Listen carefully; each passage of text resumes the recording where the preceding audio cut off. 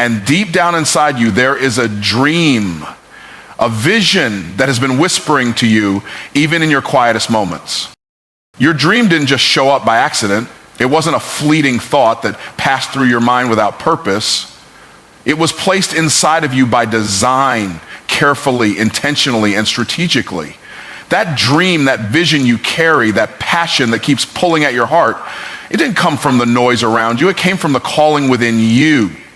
There's a reason it keeps showing up, especially when life gets quiet. There's a reason you can't shake it, no matter how many distractions come your way. That's not coincidence. That's calling. Long before you ever took your first breath, that dream was encoded in your spirit. Before you knew your name, your purpose knew you. That vision has been waiting for you to mature, to awaken, to pay attention. It's been waiting for you to stop ignoring it, to stop running from it, to finally turn and face it with boldness. It's not a fantasy. It's a preview of what's possible when you step into alignment. You were created on purpose, with purpose, for a purpose, and your dream is the blueprint of that purpose. When people try to downplay your dream or laugh at your vision, they're not laughing at you, they're laughing at what they don't understand, because they didn't hear what you heard. They didn't see what was shown to you, and it wasn't meant for them, it was meant for you. The vision wasn't given to the crowd, it was given to the chosen. That dream came wrapped in divine packaging with your name written on it, not anyone else's. Stop waiting for people to validate something they were never called to carry. There's a power that comes with understanding that your dream is sacred. It's not something to treat casually or hide from the world. It's something to be honored. It's a gift from the Creator to the created. When you treat your dream with reverence, you unlock levels of courage you didn't know you had. You begin to walk different. You begin to talk different. You begin to think in terms of what's possible, not what's practical. That shift in mindset is the beginning of transformation. Your dream has spiritual DNA. It carries the essence of your calling and the evidence of your future. It has the fingerprints of the divine all over it. That's why it feels bigger than you. That's why it stretches you. That's why it scares you a little, because it's supposed to. A real dream doesn't fit in the mold of logic. A real dream breaks the boundaries of what makes sense and forces you to step out of the boat and walk on water. That kind of vision demands faith.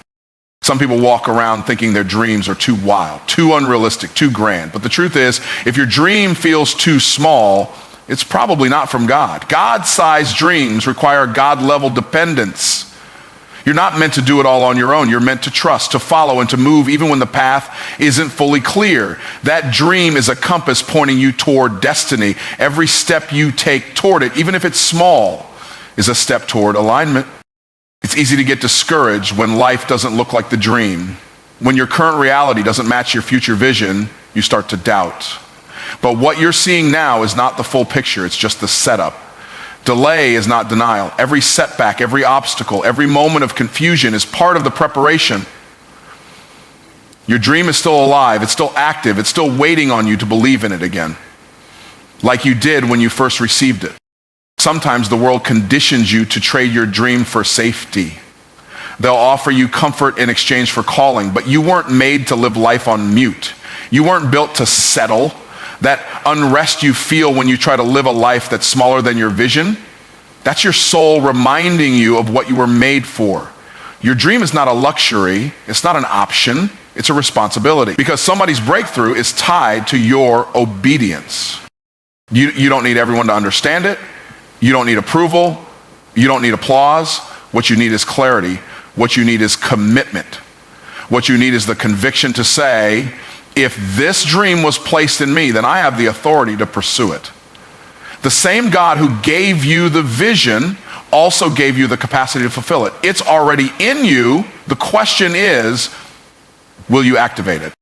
Most people never chase their dream because they think they're not ready. But you're not waiting on readiness, you're waiting on recognition. The moment you recognize that your dream is divine, that it carries weight, and that it is not something you created, but something you were chosen to deliver into the world.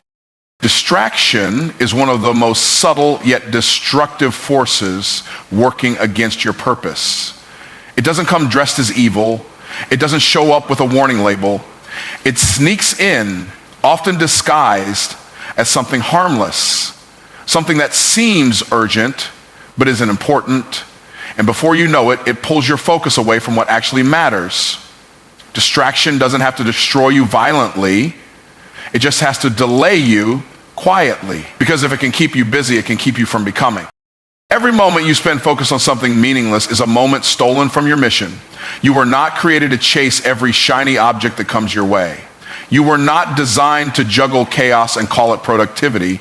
You were designed to move with intentionality, with clarity, with power. But distraction is the thief that robs you of that clarity. It clouds your judgment, scatters your attention, and convinces you that being busy is the same as being effective.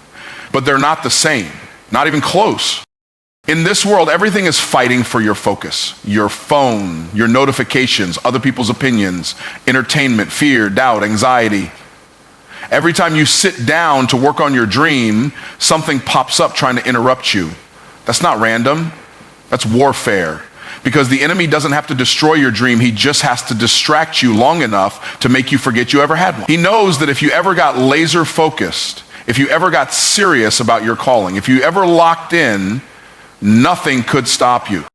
Distraction loves to show up in the form of comparison. You're on the right track, but then you start looking at what someone else is doing. You start scrolling, and all of a sudden you feel behind, inadequate, or unsure of your path. You were confident a minute ago, but now you're second-guessing everything. That's how distraction works. It trades your direction for doubt. It shifts your gaze outward when your strength comes from looking inward, from staying in your lane and building what you were assigned to build. People often think they need more motivation, more inspiration, more strategy, but what they really need is less distraction. You don't need more content, you need more clarity. You don't need another course, you need consistent commitment. And you'll never find that in a world that's pulling your attention in 100 directions. You find it when you shut out the noise, get still, and remember what you said yes to when no one else was watching. Distraction will even use people to delay your progress. Not everyone who shows up in your life is sent to help you. Some people are assignments and others are detours. You've got to have discernment. Not everyone deserves access to your energy. Some people will keep you caught in endless conversations, constant drama, or meaningless obligations that don't serve your destiny. They're not evil, they're just misaligned with your mission. And if you don't protect your focus, you'll end up carrying weight you were never called to bear. Your destiny doesn't just require action, it requires attention. It requires that you guard your mind, your time, your space. You have to treat your focus like a sacred resource because it is. Where your attention goes, your energy flows, and where your energy flows, your results grow. That's why distraction is so dangerous. It reroutes your energy into things that don't multiply. You're investing effort but seeing no return. That's not failure, that's misalignment. Sometimes distraction shows up as delay. You tell yourself, I'll do it tomorrow, or I'll start next week, or I just need to feel ready first. But that's a lie dressed up in logic. The longer you wait to move, the easier it becomes to justify standing still. And the longer you stay still, the louder distraction becomes. It starts whispering doubts, selling you false comfort, convincing you that playing it safe is smarter than playing it bold. But what you're really doing is letting time pass while your purpose waits. There are dreams that never died, they just got distracted. There are gifts that never got unwrapped because someone spent years entertaining what didn't matter. Distraction doesn't always look like destruction. Sometimes it looks like constant activity with no impact. You're moving but not advancing. You're working but not building. That's the trap. It wants you exhausted but ineffective, always doing but never becoming. Because the moment you get clear, you get dangerous to anything trying to hold you back. You don't have to chase every opportunity, respond to every voice, or show up to every fight. Your greatest power lies in your ability to focus, to say no, to protect your path, to recognize when you're being pulled away from your assignment, and to course correct with urgency. Distraction wants you entertained. Destiny wants you engaged. One leads to empty applause, the other leads to eternal impact. Focus is the channel through which favor flows. It's not that favor isn't available, it's that many people never position themselves to receive it. Favor follows direction, It follows clarity. When you fix your eyes on what you were born to do, when you stop dabbling and start dedicating, something powerful begins to shift. You begin to tap into a rhythm of grace that only shows up when your heart and your hands are fully aligned with your purpose. Distraction dilutes your power, but focus concentrates it. And when you're concentrated, you're unstoppable. You can't walk in supernatural favor while operating with scattered energy. Favor doesn't land on confusion, it lands on commitment. The more focused you are, the more heaven begins to respond. Opportunities open up, ideas flow, the right people find you, not because you're lucky, but because you're aligned. There's a flow to life that becomes unlocked the moment you stop chasing everything and start building one thing with all your heart. That's when momentum starts to work for you instead of against you. Focus is not just about working harder, it's about working wiser. It's about knowing where to pour your time, your energy, your resources. When you focus, you stop wasting time trying to prove yourself to everyone. You stop trying to impress people who aren't part of your assignment. And that clarity frees you up to move faster and more effectively. Favor doesn't flow where confusion resides. It flows where purpose is pursued with precision.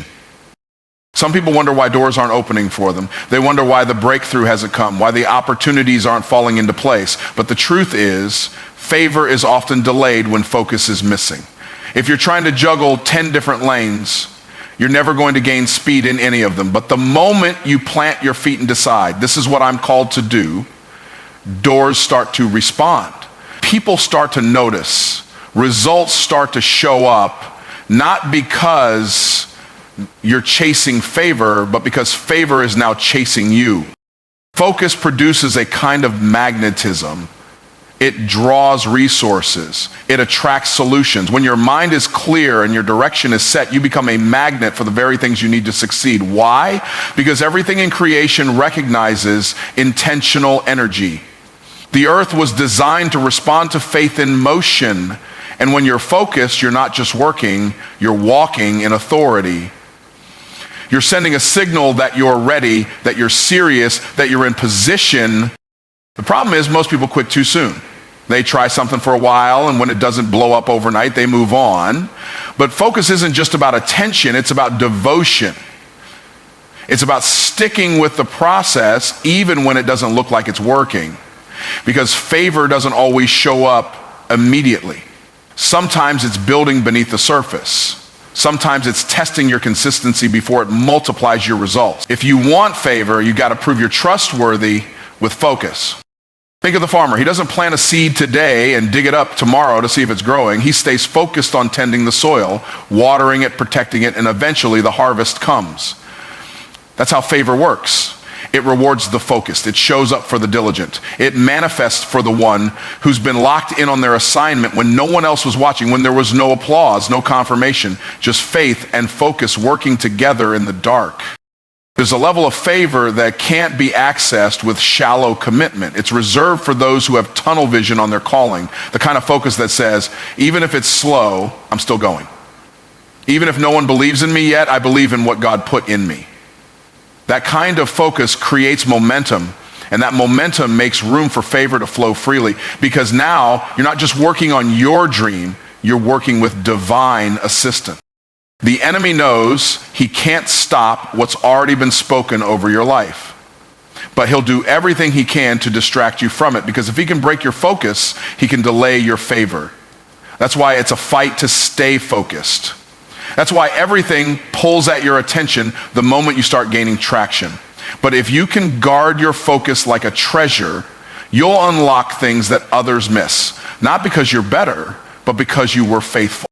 The truth is, focus doesn't just make you more productive, it makes you more prepared. And preparation is what invites favor.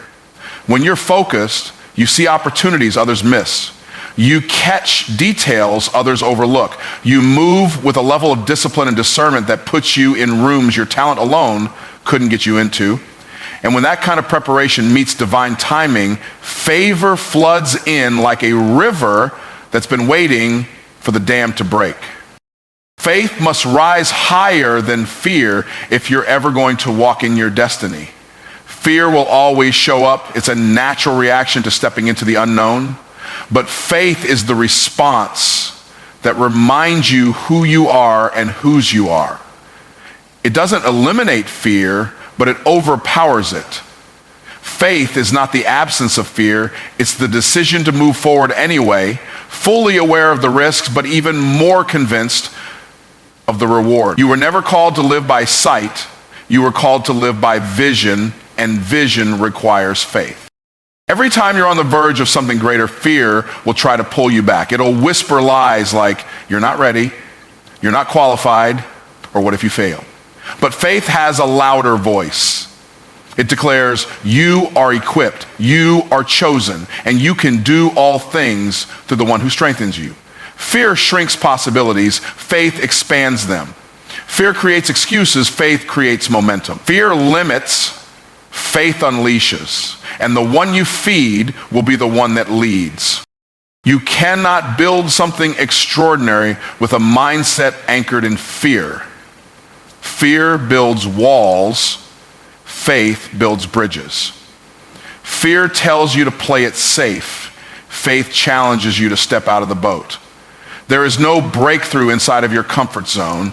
Every great leap, every bold move, every act of purpose requires faith that outweighs the voice of fear. Not because it's easy, but because it's necessary. You have to be willing to believe beyond what you can see and move even when the ground feels uncertain. Sometimes fear disguises itself as logic. It'll convince you that it's just being practical or responsible when in truth, it's just scared. Faith doesn't ignore reality, it just refuses to be limited by it. Faith acknowledges the facts but still believes in the promise. It sees the obstacle and still moves toward the outcome. It's not reckless, it's relentless. It pushes forward not because it has all the answers, but because it refuses to settle for a life less than what was promised. Fear will try to keep you stuck in cycles of hesitation. You'll get an idea, get excited, then talk yourself out of it. You'll feel a nudge to move, but you'll freeze because of what might go wrong. That's fear working overtime to delay destiny. But faith isn't passive. Faith is aggressive. It moves when the moment comes. It says, I don't need to have everything figured out. I just need to take the first step. And once that first step is taken, momentum begins to build. Most people don't miss out on their calling because they don't want it. They miss it because they never break through the barrier of fear. That fear of rejection, that fear of failure, that fear of judgment. But purpose demands that you walk through that wall. Fear is loud at the beginning, but it weakens the more you move in faith. The voice of fear gets quieter when the voice of belief gets stronger. The key is not to silence fear first, but to move anyway and let your actions rewrite your emotions. Faith isn't just for the mountaintop moments, it's for the valleys too.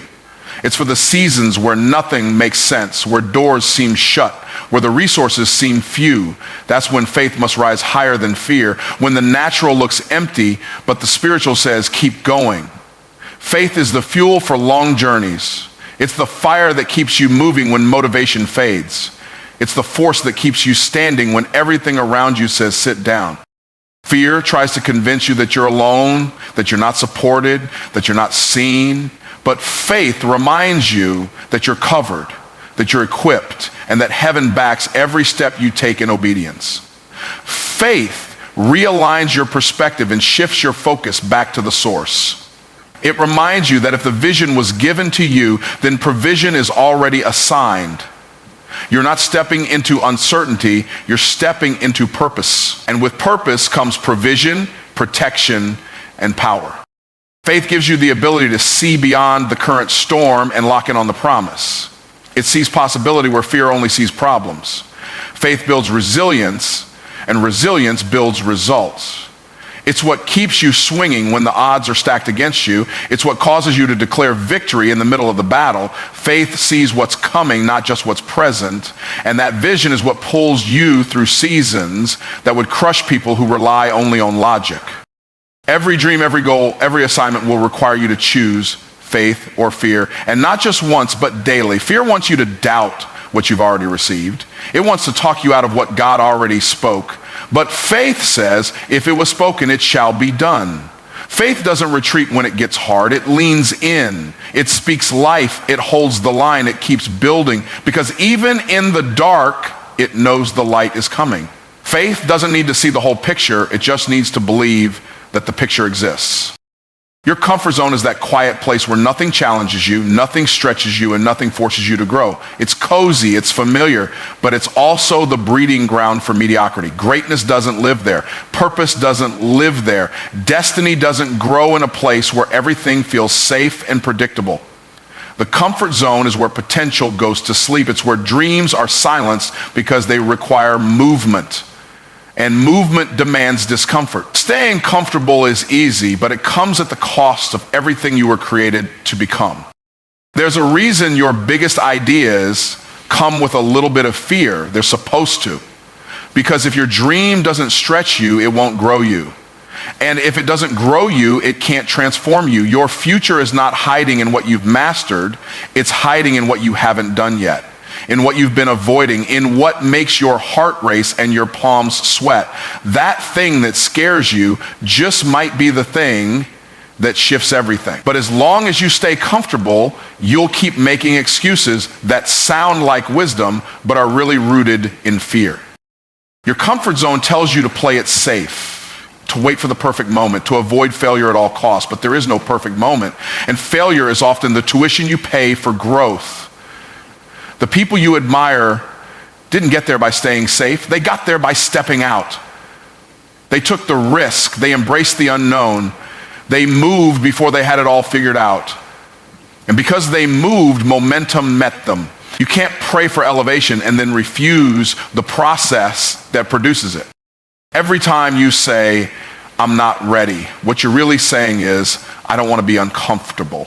But readiness isn't a feeling, it's a decision. It's choosing to move forward with what you have, trusting that more will come as you grow. Comfort will keep you stuck in preparation mode forever. It'll have you researching instead of reaching, analyzing instead of acting, thinking instead of building. But destiny doesn't respond to hesitation, it responds to motion. It's not about being perfect, it's about being willing. You were never meant to settle. There's a reason the idea won't leave you alone. There's a reason you feel a holy discomfort every time you try to shrink back. That's not anxiety, that's assignment. That's your soul reminding you that you were made for more, and more doesn't live inside your comfort zone. It lives on the other side of risk. It lives on the edge of faith. It lives in the places where you stop playing small and start showing up with power even when it's uncomfortable. Comfort will convince you to keep doing what's familiar, even when it's no longer fruitful. It'll make you defend a routine that's not producing results. It'll have you clinging to old habits, old environments, and old versions of yourself that no longer fit where you're called to go. But growth demands shedding. You can't step into a new season while holding on to everything from the last one. And that shedding process is never comfortable, but it's always necessary. When you live in your comfort zone, you don't just delay your destiny, you dull your desire. You stop dreaming boldly. You stop expecting more. You settle for what is instead of pressing toward what could be. Your vision gets blurry because your environment is too small. You were meant to expand, to stretch, to increase, but comfort creates ceilings. It limits what you think is possible, and eventually it convinces you to stop reaching for the vision and start making peace with average. Everything you want, every breakthrough, every opportunity, every next level lives in the realm of discomfort. It lives in the extra rep, the awkward first step, the uncharted territory. Discomfort is not your enemy, it's your elevator. It lifts you from where you are to where you're supposed to be. But you have to stop avoiding it. Stop praying for growth and then rejecting the very process that brings it. Growth and comfort do not coexist. One has to be sacrificed for the other. Sometimes comfort feels like control. You want to know every detail before you move. You want to be certain of the outcome. But vision doesn't come with guarantees. It comes with grace. It comes with favor. It comes with faith. And none of those are activated in your comfort zone. You have to release control in order to receive what's greater. Control keeps you bound to what's familiar. Faith frees you to step into the unknown with boldness and authority, trusting that your steps are ordered even when the path isn't clear. There will always be a reason to stay safe, a reason to wait, a reason to delay, but those reasons are wrapped in fear, not in faith. The comfort zone whispers that you've done enough, that you're okay right where you are. But deep down, you know that voice is lying. You know you weren't called to survive, you were called to thrive. You weren't called to settle, you were called to lead, to build, to transform. And the moment you stop listening to comfort and start leaning into courage, everything begins to shift. There is a moment when vision must meet execution, when dreams must be translated into steps, and that moment is not tomorrow, it's now. Too many people wait for the perfect time, the perfect environment, the perfect alignment of circumstances before they move. But the truth is, that kind of perfection is a myth. The stars won't always line up, the support won't always be there, the fear won't always disappear, and yet purpose still demands motion. Purpose doesn't wait for convenience, it demands courage in the present. Every day you delay, you're feeding hesitation and starving momentum. Action is the only thing that multiplies your impact. You don't get better by thinking about it, you get better by doing it. You don't change your life by talking about what you're going to do one day, you change your life by doing what you can today. The difference between success and stagnation isn't talent, it's timing. And the people who win are the ones who understand the power of now. We've been conditioned to overthink, to overplan, to overanalyze, but the time you spend in indecision is time you could be using to build. Some people miss their moment not because they weren't called, but because they waited too long to respond. Delay is disobedience in disguise. When the idea comes, when the opportunity presents itself, when the door cracks open, hesitation is the thief that will quietly close it again. Waiting feels safe, but it costs you the one thing you can never get back: time. The world doesn't need more people with ideas, it needs more people with execution. The marketplace is full of dreamers, but destiny belongs to the doers. It's not about how many visions you have, it's about how many steps you're willing to take. The time for talking has passed. The time for writing it down, planning it out, mapping every detail. It has its place, but don't use that as an excuse to never begin. You don't need $1 million plan to start, you need a decision. There's a window for every opportunity, and it doesn't stay open forever. Doors that are open today might not be open 6 months from now. Connections that are available now may move on. If you don't move when the moment is ripe, you risk forfeiting what was meant for you. The harvest doesn't wait for hesitation, it waits for those who are prepared and present. Showing up with urgency is the key to catching the wave of favor before it passes. Fear loves to hide in the future. It convinces you that someday you'll be braver, someday you'll be more qualified, someday the risk will feel smaller, but someday is a lie. Someday is how dreams die. The only real moment you have is now. The only power you can access is what you decide to do with this day, this hour, this breath. Your next level is not out there waiting. It's right here, waiting for your decision to move. What you do now sets the tone for everything that comes next. If you act, you activate momentum. If you delay, you create stagnation. Momentum doesn't start big, it starts small. It starts with a phone call, a post, a conversation, a commitment. One obedient step can cause a chain reaction that shifts the trajectory of your entire life, but none of it can happen until you act. The future doesn't belong to those who wait, it belongs to those who work while others hesitate. The power of now is not just practical, it's spiritual. There's a grace on obedience that shows up in real time. The moment you say yes and start moving, unseen doors begin to open, resources align, ideas flow, connections find you. But that favor doesn't fall on thoughts alone, it falls on faith in action. There's a divine acceleration that happens when you move, even if the path isn't fully clear. The blessing is in the motion. You can't afford to sit on your potential any longer. You've prayed, you've planned, you've prepared. Now it's time to perform. Bold moves don't come from comfort, they come from conviction. You've been carrying a vision for too long, it's time to birth it into reality. This isn't about being reckless, it's about being responsible with your calling. What's in you is too valuable to keep hidden behind procrastination and perfectionism. The clock is ticking and the world is waiting for what only you can give. The people you're called to serve are not blessed by what you think about doing, they're blessed by what you do. That book, that business, that message, that mission, it doesn't help anyone sitting in your mind. It only makes impact once it's in motion. And the only way to get it in motion is to stop talking and start building. Stop